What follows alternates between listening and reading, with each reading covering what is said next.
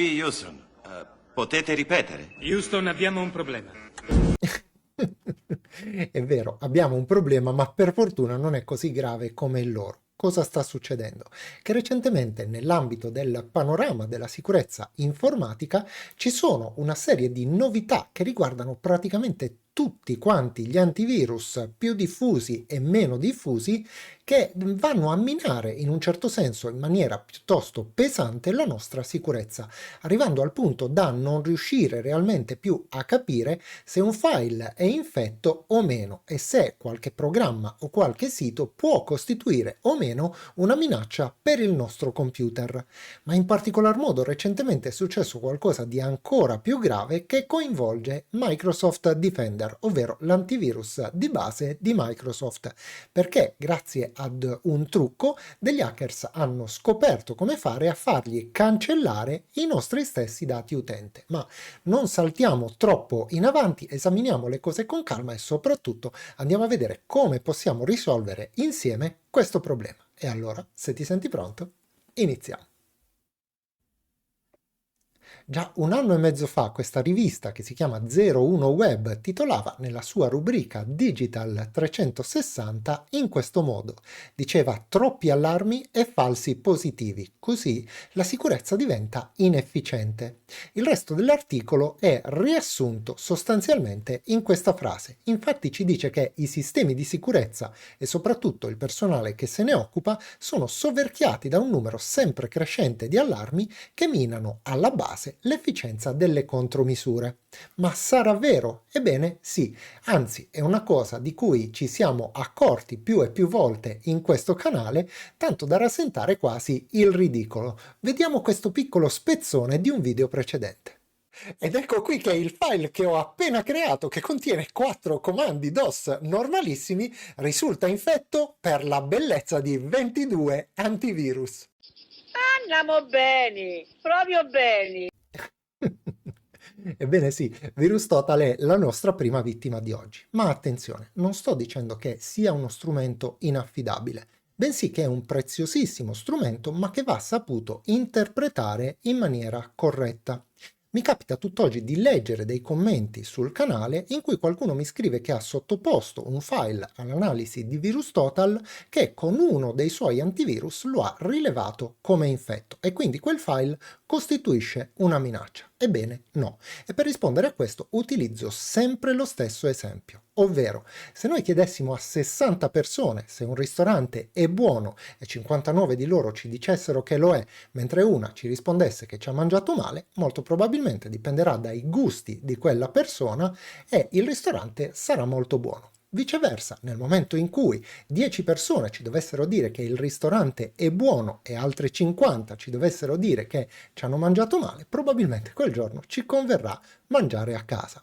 Ma questo non è un problema circoscritto al solo VirusTotal, anzi, VirusTotal è fatto di antivirus ed è interesse di tutti quanti gli antivirus, compreso quello che tu in questo momento hai installato sul tuo computer, mentirci. Ok, probabilmente ho un po' esagerato. Quello che voglio dire è che gli antivirus hanno tutti gli interessi a marcare qualsiasi file, anche un pochino dubbio, come positivo, ovvero come infetto. E questo per due motivi principali. Il primo che in questo modo gonfiano i muscoli e giustificano da un lato la loro ragion d'essere e dall'altro ci fidelizzano dandoci quel falso senso di sicurezza. Ma dall'altro si mettono anche al sicuro, perché nel momento in cui un file dovesse essere anche solamente dubbio, lui ci avrà protetto. Ma questa è purtroppo soltanto la punta dell'iceberg. Infatti i problemi che coinvolgono gli antivirus, come vedremo, sono molti ma molti di più e taluni decisamente più gravi.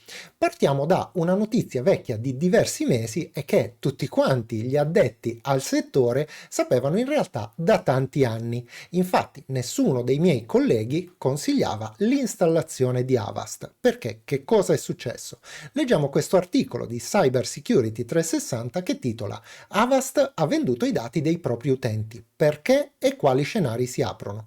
Senza leggere tutto quanto l'articolo, leggiamo un piccolo sunto che dice che Avast, l'azienda che produce software antivirus, è stata multata per 16,5 milioni di dollari a causa della vendita non autorizzata dei dati dei propri clienti. Una pratica che, secondo le ricostruzioni degli inquirenti, si sarebbe protratta fin dal 2014. Ma come? Non dovrebbero essere proprio gli antivirus a doverci proteggere e invece sono i primi a vendersi i nostri dati? Beh no, la situazione non è così. In realtà Avast è stato un caso isolato e diciamo che il 90% degli antivirus non seguono assolutamente questa pratica. Purtroppo però il risultato che è stato sortito da questa situazione è stato decisamente ancora più deleterio. Tuttora leggo dei commenti sul canale di persone che mi dicono io non utilizzo alcun antivirus ma solamente la mia intelligenza e non ho mai avuto nessun problema. Il che è come dire io lascio sempre la porta di casa aperta e non ho mai avuto nessun problema. E a questo punto i casi sono due. O sei molto fortunato oppure ogni tanto qualcuno entra, ti porta via un soprammobile e tu nemmeno te ne accorgi. Però andare in giro senza antivirus equivale veramente a mettersi a rischio. Ehi, sei? Turisti, fai da te! No, Ambidur! Ai, ai, ai, ai.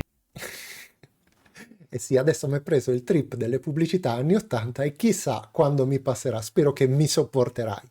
Ma veniamo a noi, perché dobbiamo parlare di una notizia decisamente importante, ovvero Windows Defender bug permette di cancellare i database e, aggiungo io, non solo i database, ma anche purtroppo i file utente.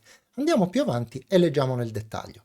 Durante il Black Hat Asia, i ricercatori di Safe Breach hanno descritto una vulnerabilità presente in alcune soluzioni di sicurezza che può essere sfruttata per cancellare interi database e quindi rendere inutilizzabili i servizi associati. Microsoft ha rilasciato 2 patch per Windows Defender che quasi sicuramente abbiamo tutti quanti già installato sui nostri PC, ma il problema non è stato completamente risolto. Ma purtroppo questa notizia è stata in un certo senso la goccia che ha fatto traboccare il vaso, tanto che Tom's Hardware titola in questo modo, ovvero Microsoft minaccia la sicurezza nazionale americana, aggiungo io. L'intervista shock all'esperto. Nell'articolo si dice che l'ex direttore della politica informatica della Casa Bianca, A.J. Grotto, ha sollevato gravi preoccupazioni sulla sicurezza nazionale legata al ruolo di Microsoft nell'ambito dell'IT governativo degli Stati Uniti. In un'intervista con The Register, Grotto ha sottolineato il notevole controllo esercitato dal gigante tecnologico e la sua mancanza di incentivi per migliorare la sicurezza dei suoi sistemi. Infatti, secondo Grotto, le falle recenti nella sicurezza Microsoft, inclusi i cyberattacchi cinesi e russi, dovrebbero sollevare alcuni interrogativi sulla sicurezza nazionale. Grotto ha evidenziato il controllo esercitato da Microsoft sull'IT governativo degli Stati Uniti con circa l'85% del software di produttività e una quota ancora maggiore dei sistemi operativi appartenenti all'azienda. Insomma, Microsoft è riuscita con questa sua politica dissennata a fare arrabbiare davvero perfino la Casa Bianca. Fino a che all'alba del terzo giorno la polizia si incazzò davvero.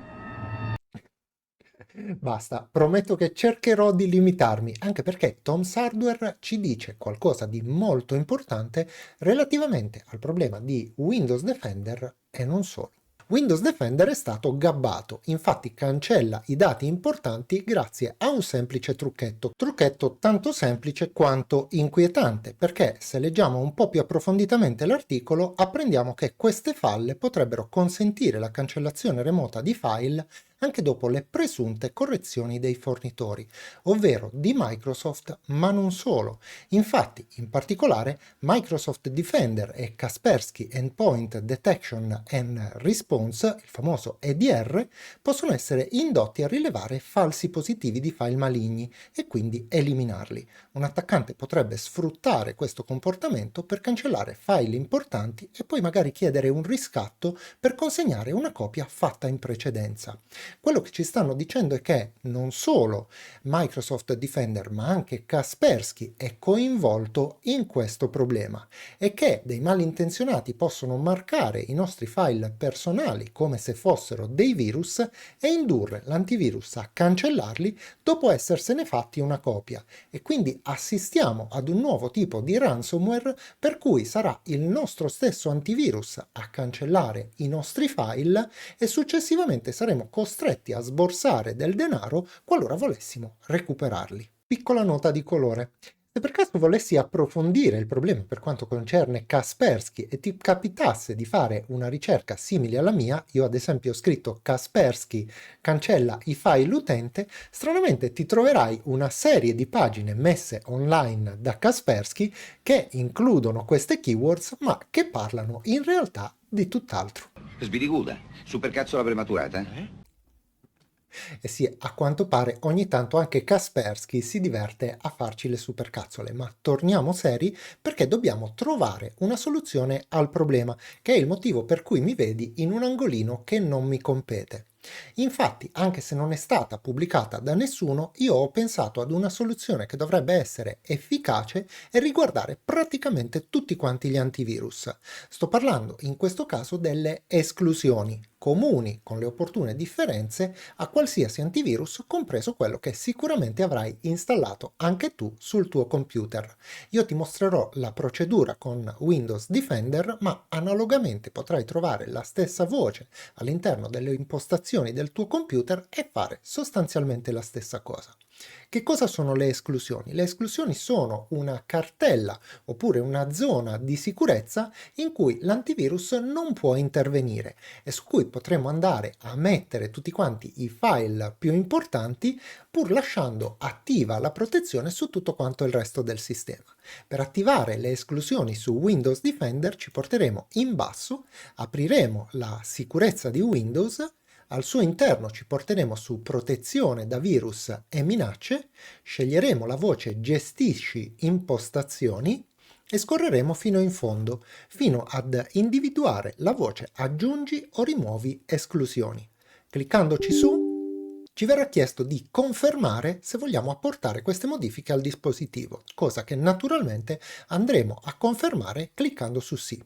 Cliccheremo sul pulsante aggiungi un'esclusione che può essere di diversi tipi. Noi in questo caso sceglieremo una cartella ed io nella fattispecie mi porterò sul mio desktop e sceglierò la mia famosissima cartella OK. Una volta selezionata cliccherò sul pulsante selezione cartella e la cartella verrà aggiunta alle esclusioni. Una volta che avrai creato la tua cartella di sicurezza, al suo interno potrai anche creare tutte le sottocartelle che vorrai in modo da tenere al sicuro i file che vi sono contenuti senza rischiare tuttavia di interrompere in alcun modo la protezione del tuo sistema. Nota importantissima. Assicurati di mettere all'interno di questa cartella solo file di cui ti fidi, perché, come anticipato, questa cartella sarà fuori da ogni scansione effettuata con il tuo antivirus. Il grande Franco Franchi, quanti ricordi, ma veniamo a noi, perché abbiamo dei ringraziamenti da fare che vanno a Braiu12, spero di averlo detto bene, e a Salvatore Stanca che si sono appena abbonati al nostro canale. Ed è quindi con piacere che vi do il benvenuto a bordo della community dei gentiluomini e vi ringrazio per il vostro supporto. Ed un altro ringraziamento va a Valerio Murace che ci ha inviato un graditissimo super grazie, quindi anche a te Valerio il mio personalissimo ringraziamento per il tuo supporto a questa community. E un ultimo ringraziamento invece è quello destinato proprio a te che hai guardato questo video, mi hai fatto compagnia nel corso di questi difficilissimi minuti costellati da clip che non c'entravano niente con quello che dicevo e quindi ti ringrazio anche per la tua pazienza. Ma detto questo non mi resta che salutarti e darti come di consueto appuntamento alla prossima.